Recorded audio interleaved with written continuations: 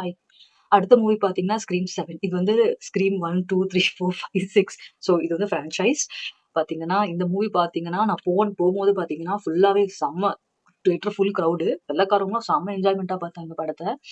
ஓகேங்களா. இந்த படம் வந்து கொஞ்சம் டீனேஜிஷ் மூவி.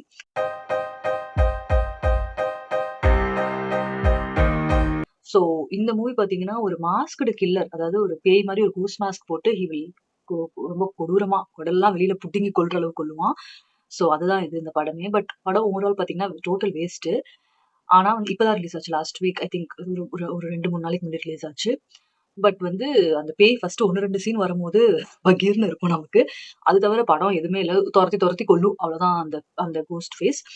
இதுல பார்த்தீங்கன்னா, இதுக்கு ப்ரீவியஸ் படத்துல இருந்தவங்களோட மக. அவள வந்து அட்டாக் பண்ணும். ஸோ ஏஐ கொஞ்சம் யூஸ் பண்ணியிருப்பானுங்க.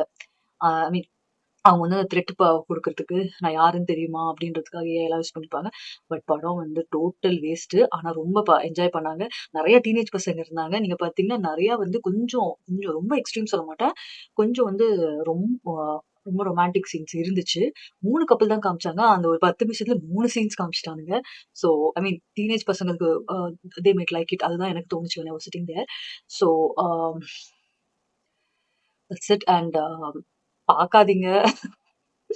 பார்த்தா போர் தான் அடிக்கும். அது எப்பயும் போல ஒரு மாஸ்க் போட்டது போய் போய் குத்தி கொல்லும். அவ்வளோதாங்க அந்த படம். அதுக்கு பழைய படத்தையே உட்காந்து பாருங்க. பாத்துறாதீங்க. தேங்க் யூ ஃபார் வாட்சிங் our video. Like, share and subscribe.